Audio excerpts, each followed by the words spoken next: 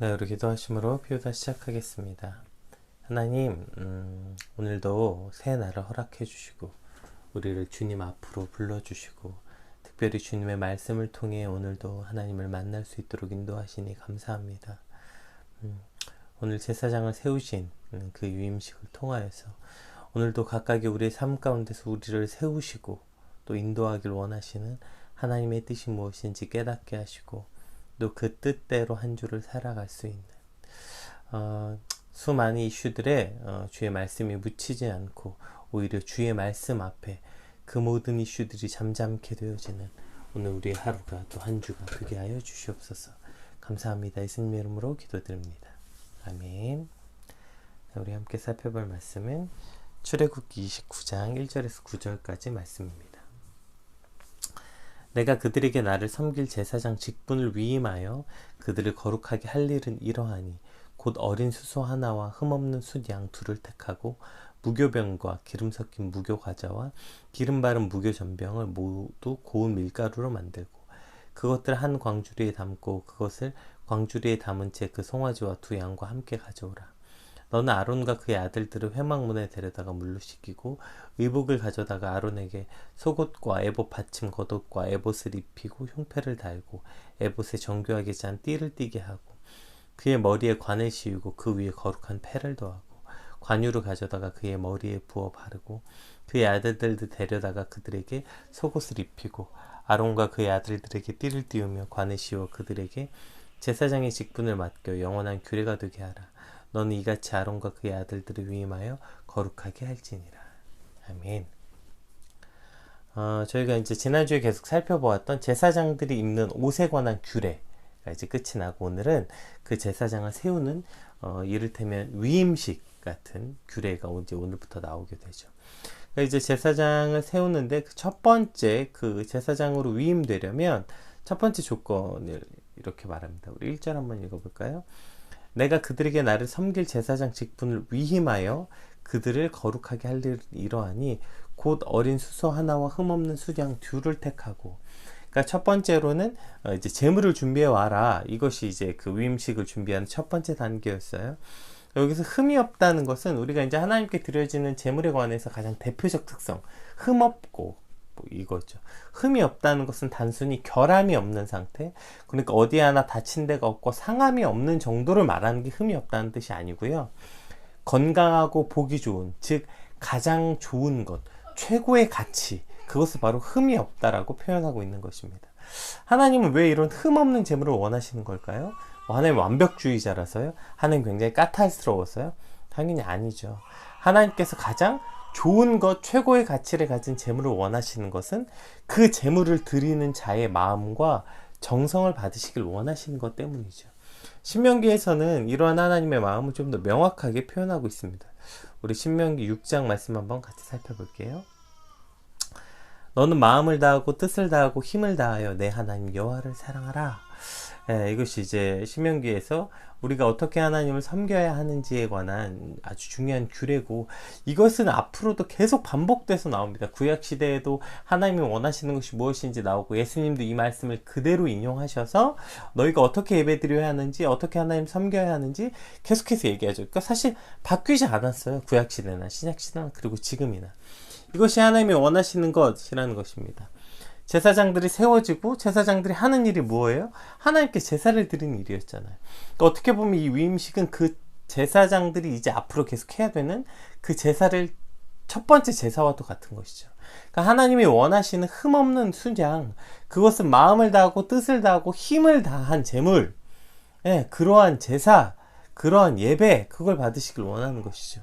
자, 그럼 오늘 하나님이 무엇을 원하시는지, 하나님이 받으시길 원하시는 것이 무엇인지 이제 꼭 기억하고 아래 구절들을 살펴볼게요. 이제 그 아래 구절들 살펴보면 저 개념이 이 모든 것을 포괄하는 것을 보게 됩니다. 2절, 3절 한번 같이 읽어보겠습니다. 무교병과 기름 섞인 무교과자와 기름 바른 무교전병을 모두 고운 밀가루로 만들고 그것을 한 광주리에 담고 그것을 광주리에 담은 채 그 송아지와 두 양과 함께 가져오라. 자, 첫 번째 이제 제물을 준비하고 두 번째는 무교병을 준비해서 제물과 같이 한 바구니에 담아서 가져오래요. 무교병은 뭐예요? 저희가 그동안 출애굽기 동안에 계속 살펴봤죠. 무교병.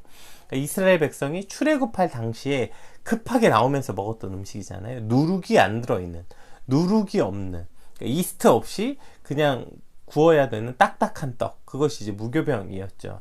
그러니까 그것을 먹으면서 출애굽하게 하신 하나님을 기억하고 이곳 저곳에 만연해 있는 누룩을 제거하라. 이 무교병을 먹으라고 얘기할 때 늘 같이 붙었던 게 누룩을 제거하라는 거예요. 그러니까 이 무교병을 먹으면서 아무것도 들어있지 않은, 즉 우리 삶에도 어느새 덕지덕지 붙어서 부풀어 있는 죄를 제거하라는 의미로서 무교병을 먹는 것입니다.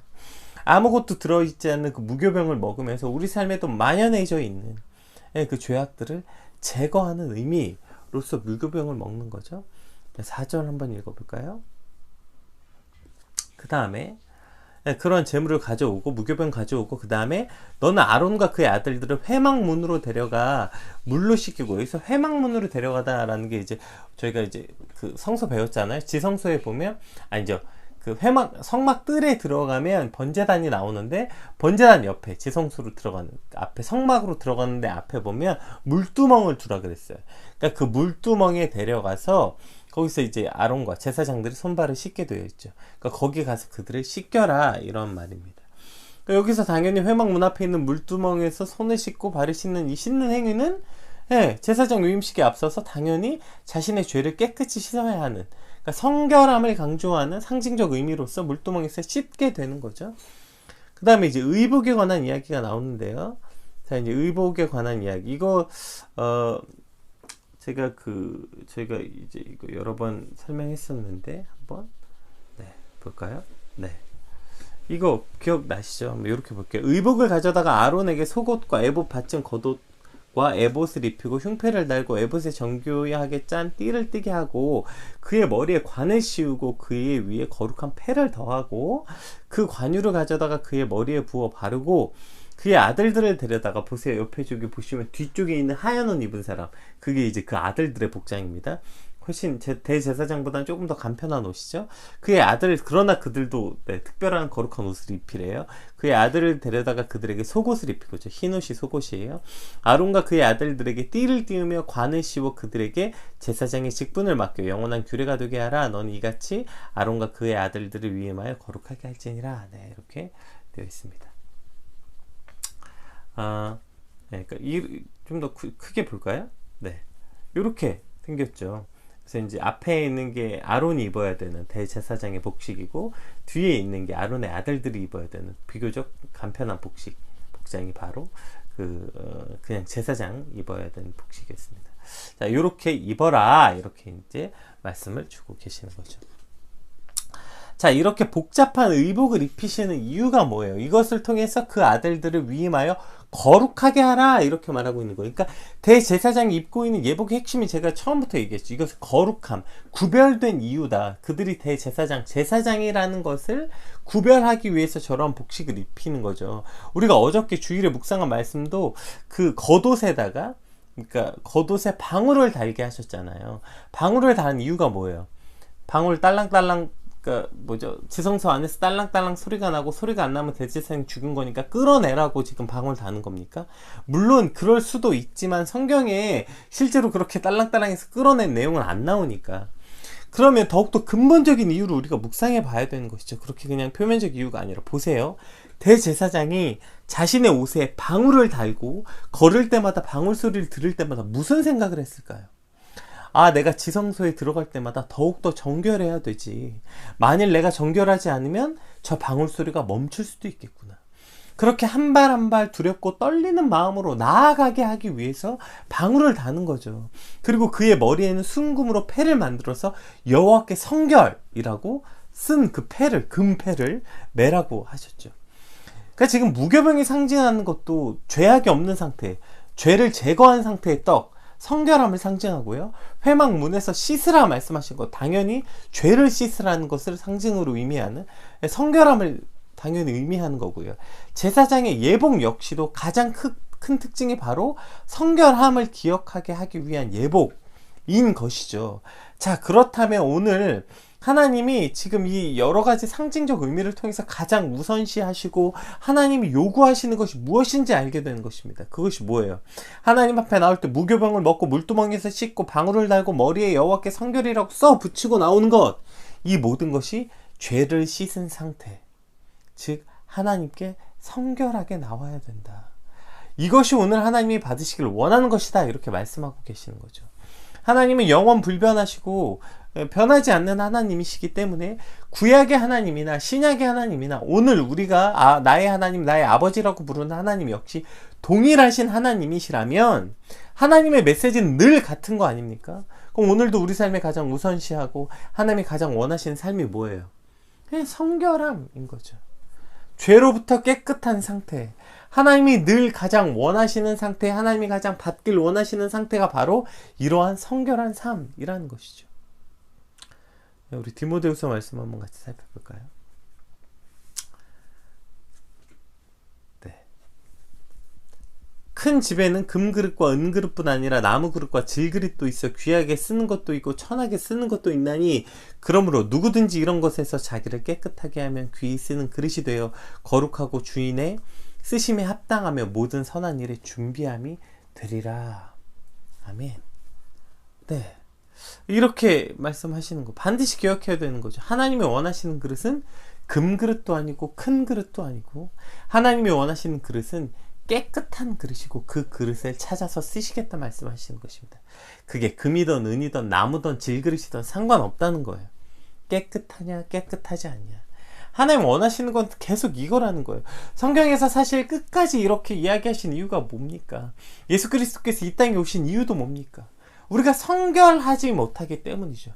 죄로 인해서 더럽혀져 있고 그 상태로 하나님께 나아갈 수 없는, 왜요? 하나님이 원하시는 상태, 하나님께 나아갈 수 있는 상태에 반드시 필수 조건이 성결함이기 때문이죠. 그럼 이것이 우리 삶에 가장 우선되는 가치여야 되고 가장 먼저 준비돼야 하는 일이며 어쩌면 이것이 거의 전부일지도 모르는 자격 조건이 되는 것입니다. 성결한 삶, 깨끗한 그릇, 이것이 하나님이 원하시고 찾으시는 그릇이며 오늘 우리에게 요구되는 삶인 것이죠. 오늘 우리 삶의 가장 최우선의 가치가 이것이 되어야 하는 것입니다. 성결한 삶, 깨끗한 그릇으로서의 삶이 바로 오늘 우리가 살아야 되는 삶이고 우리가 우리 삶에서 가장 지켜야 되는 삶의 가치인 것이죠. 근데 우리가 여기서 한 가지 살펴봐야 하는 것은 그럼 어떻게 하면 성결하게 되냐는 거예요. 보세요. 무교병을 먹으면, 죄가 있는 상태에서 무교병을 먹으면 죄가 깨끗해집니까? 아니면 성소 안에 들어가기 전에 물두멍으로 손과 발을 씻으면 이미 우리가 지은 죄가 깨끗해지는 거예요? 성결해지는 겁니까? 아니면 방울을 달고 머리에 금으로 여호와께 성결이라고 써 붙이면 우리가 성결해지는 걸까요? 이것 자체로서는 사실 죄가 이런 한다고 저런 상징적 행위들을 한다고 해서 죄가 없어지는 것도 아니고 성결해지는 것도 아니잖아요. 근데 왜 저런 일을 행하라고 말씀하시는 것입니까? 여기 아주 중요한 교훈이 있는 거예요. 무교병을 먹는 것으로 죄가 사해지는 것은 아니지만 무교병을 먹음으로 성결한 삶을 살아가야 한다는 것을 자각하고 온 집안의 누룩을 치우면서 내 삶에도 있는 누룩같이 번져있는 죄악들을 제거하기 위해서 애쓰는 삶. 물두멍에 손과 발을 씻는 것이지만 그것을 씻으면서 내 모든 죄악도 함께 씻어 정결케 되기를 소망하는 삶. 여호와께 성결이라고 쓴 금패를 머리에 두르면서 그러한 삶을 살겠다고 그 어려운 복장 봤잖아요. 그 주렁주렁한 복장, 그 온 몸이 세상에 집중할 수밖에 없는, 튈 수밖에 없는 그 옷을 입으면서 날마다 다짐하도록 내가 이것을 금패를 두르며 방울을 달며 내가 여호와께 성결하게 살아야지 다짐하는 마음으로 그 옷을 입는 것, 이것이 바로 아주 의미 있는 일이기 때문에 이와 같은 일을 하라는 것입니다. 그 행위 자체가 죄를 사하여 주는 행위는 아니지만 무교병을 먹고 또 물두멍으로 씻고 또 그와 같은 그 예복을 입음으로써 우리의 삶의 가치, 무엇을 어떻게 살아야 하는지 아주 다짐하고 그것을 위해서 최선을 다하는 의미 있는 일. 우리가 아까 1절에서 봤잖아요. 흠없는, 자, 제가 아까 첫 번째 기억하라고 했던 개념이 이겁니다. 흠없는 양을 가져오라는 것은 최선을 다하고 정성과 마음을 담은 것을 하나님이 받으신다고 말씀하시잖아요. 죄 없는 사람, 죄 있는 사람은 아무도 하나님 앞에 나오지 마. 이러면 누가 하나님께 나올 수 있겠습니까? 누가 하나님 앞에 설 수 있겠습니까? 물론 우리가 예수 그리스도 안에서 죄사함을 받고 그 피를 의지함으로 하나님께 나올 수 있죠. 그런데 그 피를 의지한다는 게 뭐예요? 그냥 내가 입으로 의지합니다, 이러면 의지가 되는 겁니까? 난 그 피로 죄사함을 받았습니다. 그놈은 교회에서 맨날 구원의 확신이 있습니까? 나는 예수 그리스도의 피를 믿습니다. 그 보혈로 내가 깨끗하게 됐습니다. 이렇게 입으로 떠들면 깨끗해지는 겁니까? 믿는 게 뭐냐고요, 믿는 게. 아까 신명기 말씀 이거예요. 믿음이라는 거. 너는 마음을 다하고 뜻을 다하고 힘을 다하여 내 하나님 여호와를 사랑하라. 이것이 믿음의 핵심인 것입니다. 너는 마음을 다하고 뜻을 다하고 힘을 다하는 일이 오늘 무교병을 먹고 물두멍에 씻고 예복을, 그 주렁주렁한 예복을 입는 것, 그것이 바로 마음을 다하고 뜻을 다하고 힘을 다하는 일, 그것이 하나님이 받으실 만한 흠이 없는 것이기 때문에 이와 같은 행위를 하는 것입니다. 우리 삶의 즉 이 성결함을 추구하기 위해서는 마음을 다하고 뜻을 다하고 힘을 다하는 삶, 이것이 바로 흠없는 양으로서의 삶이 되는 것이죠. 어떻게 죄가 없이 살아, 엄두도 안 나지. 그렇다고 해서 그냥 아무것도 하지 않고 포기하는 삶도 안 되는 것이고요. 또 정반대로 예수님 믿고 의지하고 회개하면 되는 거지 뭐. 이렇게 회개가 무슨 말인지도 모르고 그냥 아무 의미 없이 말로는 회개는 했지만 회개의 능력이 하나도 없어서 전혀 성결해지지 않는 삶이 아니라, 내 삶의 이 성결함을 추구하기 위해서 끊임없이 해야 되는 일이 있는 거예요. 무교병을 먹듯이 하나님의 말씀을 날마다 먹고 물두멍에서 씻는 것처럼 주님 앞에 나아가 진실한 마음으로 엎드려 주여 나를 긍휼히 여겨 주소서, 나를 주님 앞에서 멀리 하지 마시고 주의 성령을 내게서 거두지 마시옵소서. 진실한 마음으로 엎드려 기도하며 발에 방울을 달고 한 걸음 한 걸음 신중하게 나아가는 것처럼 성령의 인도하심을 갈망하며 살아가는 삶, 이것을 하기 위해서 오늘 저 무교병 먹고 저거 다 하는 겁니다. 여기 아주 중요한 일이 또 뭐예요? 거룩한 옷을 입는 것이죠. 대제사장뿐 아니라 아론의 아들들까지 대제사장이 입는 정도의 옷까지는 아니더라도 다 특별한 옷, 흰 옷, 아까 입은 거 보셨죠? 세마포. 그 옷을 입음으로 성결한 삶을 추구할 수 있게 되는 것이기 때문에 그 옷을 입으라고 말하는 거예요. 그 화려하고 흰 옷을 입으면서 무슨 생각을 했겠어요? 그 옷에 합당한 삶을 살아갈 수밖에 없지 않겠어요? 여러분 상상해 보세요. 이 옷 보세요. 이 옷을 입고 뭐 조기 축구를 하러 가겠습니까? 아니면 이 옷 입고 뭐 클럽을 가겠습니까? 도대체 이 옷을 입고 뭘 하겠어? 우리가 옷을 입는다는 건 그 옷이 이제 아무리 요새는 좀 자유로워졌죠. 뭐 예를 들면 뭐 어느 장소에 맞게 옷을 입어라, 이 개념이 요새는 좀 많이 자유스러워졌지만 그럼에도 불구하고 한계가 있는 거 아니니까. 우리가 결혼식장 갈 때 뭐 꼭 정장 입고 뭐 넥타이는 하지 않아도 그래도 잘 입어야 된다는 큰 틀에서 함의는 변함이 없는 거예요. 우리가 뭐 결혼식장 갈 때 뭐 축구복 입고 가겠습니까? 등산복 입고 가겠습니까? 아니 뭐 등산하러 올라갈 때 꼭 등산복 입어야 돼요? 아니죠. 그거 많이 깨어졌지만 그렇다고 해서 등산하러 올라갈 때 한복을 입겠습니까? 무슨 뭐 정장을 입겠습니까? 뭐 하이힐을 신겠습니까? 복식이란 목적을 나타내는 겉으로 드러나는 행위, 이것이 아주 중요한 것이죠. 그러면 왜 제사장들이 저런 복식을 갖춘 거예요? 그 옷을 입고 거룩한 삶을 살아가는 것, 즉 하나님께 제사 드리고 하나님을 예배하는 행위에 걸맞는 옷을 입은 것이죠. 자, 갈라디아서 말씀 우리 한번 같이 살펴봅시다. 갈라디아서와 로마서 말씀 한번 같이 볼게요.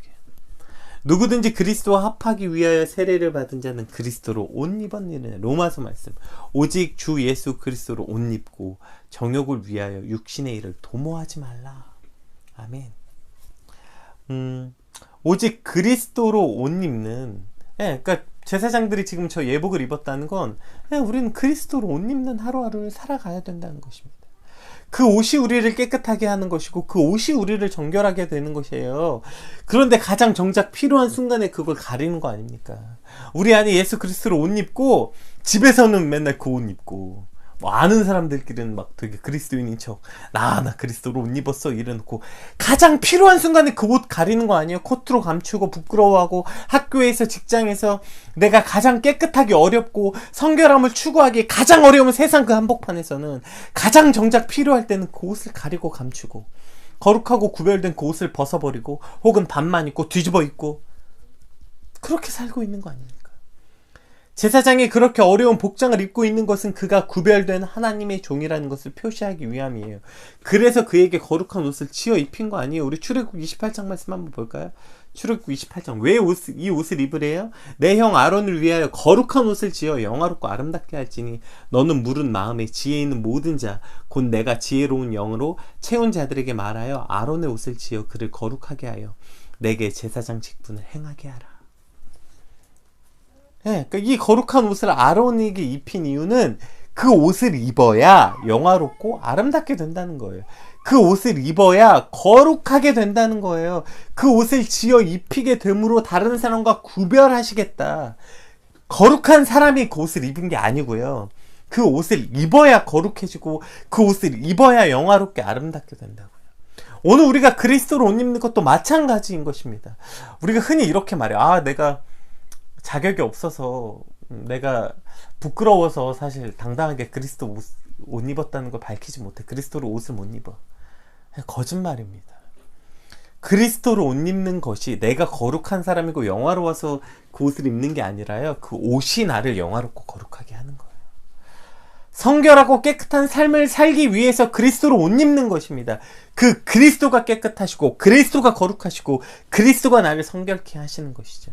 그런데 정작 가장 옷 입어야 하는 그곳에서 그 옷을 그저 감추기에 급급하고 벗어 던지고 안 입은 척 기를 쓰는 삶이 된다면 우리의 삶은 당연히 거룩과 성결과는 점점 더 멀어져가는 삶이 되는 것이죠.